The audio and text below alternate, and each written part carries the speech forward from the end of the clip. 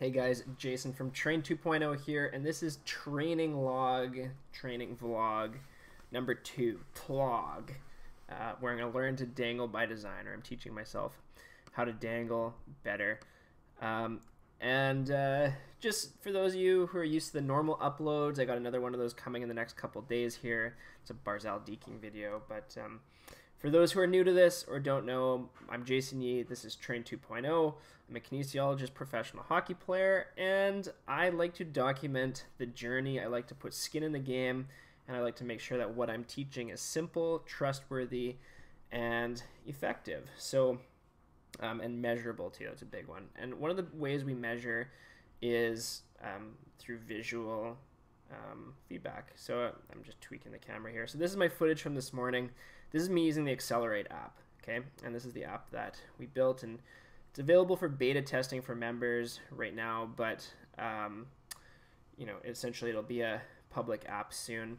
If those of you who have used Huddle can use this, or will understand the idea of it, but the idea is that rather than kind of do it every, you know, you're actually like kind of videoing and then stopping and comparing, and it takes about like 10 minutes, maybe like at the fastest like 5 minutes to do.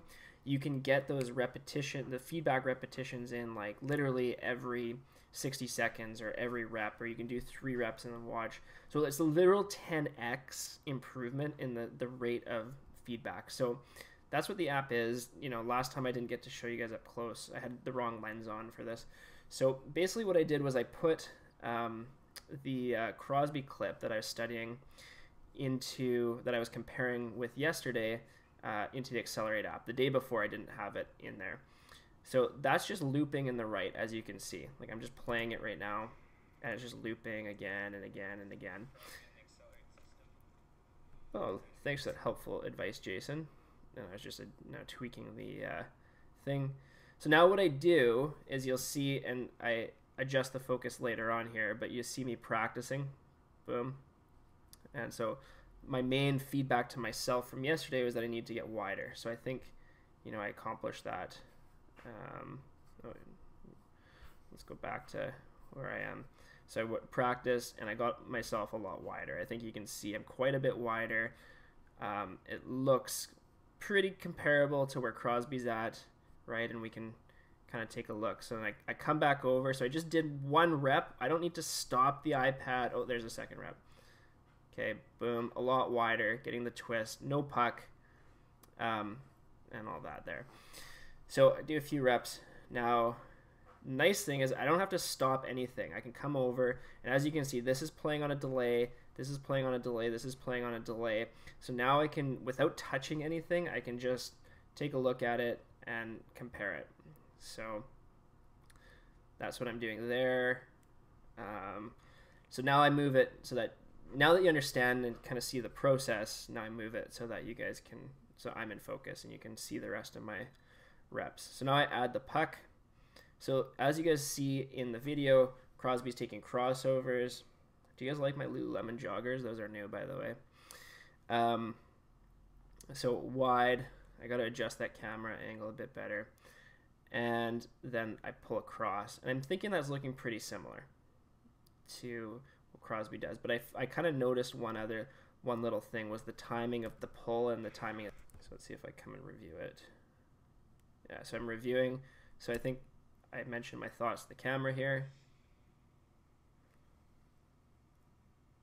Think faster, Jason. Think faster. Come on, man. Let's see if I turn to the camera here.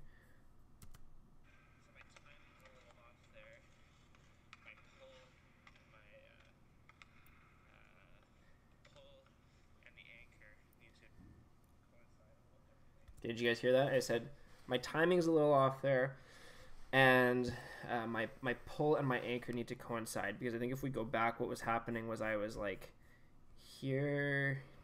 I wish you could see it, but you can see it on the XLR8. Is that as my anchor and my pull, you can see how like I'm anchored there, and then I pull. So that's kind of what I was seeing there, was that my timing was off, and what I noticed was that I have to arranged, yeah, as I'm stepping out and reaching, you see that as I'm stepping out and reaching there, that's what I have to anchor at that same time and then pull it across, right? So that was kind of what I was looking at there. Okay, that's the second thing. So now I take a look at it, and then the next thing I gotta set it up for goal scoring, and there's my buddy Nick eating his yogurt. So there's that again. So the next thing I was looking at was my pull, particularly using the Crosby curl, that little flick move that he does off the end of his toe. So that's kind of like my next thing, which I'm just demoing here, is that kind of presenting it, rolling it forward as I anchor. So that's what I was practicing there. Boom, like that. Okay, and I'm just showing you how great my hands are. Someone said they saw my Zorro and they liked my Zorro from last one. So thank you. Okay, here's my next one here. So I'm practicing. That's kind of like the flick, or the Crosby flick, or Crosby curl. So I was pretty happy with that there. Now what I'm not happy with, so there's that rep, and then do I go review it? I review it, good. I'm gonna go do that again. So here I am there. Okay, so I'm getting the flick, I'm getting the timing down, getting it across. Now what you'll see with Crosby is this foot plant. So this is what I noticed after looking at this, is this foot plant is gonna be like a little bit wider. So you're gonna see more of like, it's gonna be a little bit more here, so that my center of mass is here and the foot is here. But what's happening is, because I'm kind of like flat on those edges, I'm slowing down, and in order to go, I'm kind of like coming out of that turn without like, while kind of like having to push off this leg and then this leg, right? Whereas I think what you see with Crosby is he'd be more on an angle like this, so his center of mass would be more this way, so he'd be able to keep up way more speed. And this is something we talk about in the, look at the, wow, great shot, Jason. Thanks, Jason. This is something we talk about a lot in the downhill skating system, is that lean, kind of having that center of mass oriented away from where your foot is, so that you can get more lean, skate downhill without having to push. We cover that, plus a whole bunch of exercises in the downhill skating system.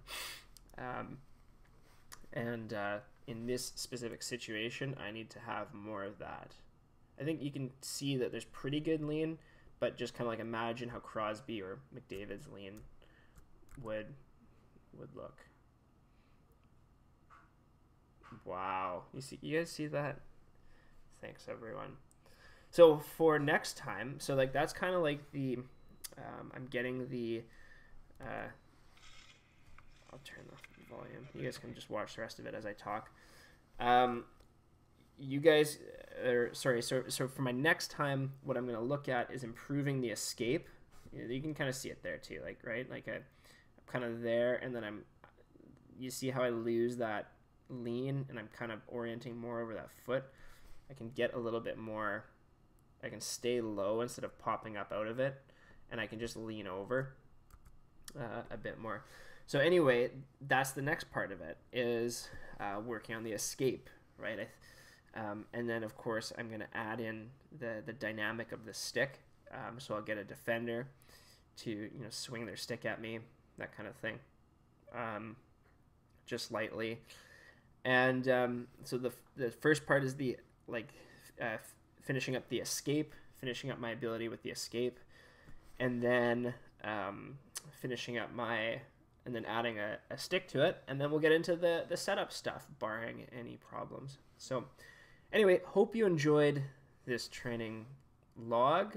I don't have ice till next week, so you have to wait till then. Hope you learned about the XLR8 app. If there's any of these concepts that I'm talking about that you'd like to learn, those are found in the Train 2.0 membership area, which I invite you to join if you like to. If maybe you invest in you're considering investing in like your own coach, but I know private coaches are very expensive. There's a way to get access to like hours and hours and hours of my best stuff for like a tiny fraction of the price.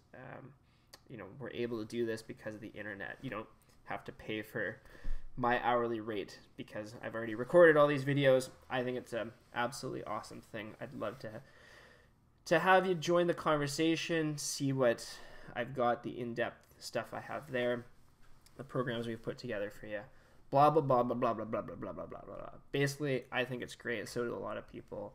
Love to see you. If not, I hope you enjoyed this training TLOG. I don't know how the naming is going for that. Hope you enjoyed it. Hope you enjoyed kind of the insight. And so you know too, like I said, like this is the same process I go through with pros that I work with junior players, midget, bantam, whatever. I take them, compare them to NHL footage, compare their movement, and then we work on building them towards that, and then with the end goal of having them implement it in a game to get results. So that's an insight into my process. Hope you're enjoying that. Hope you can take that and learn it and put it into what you're doing.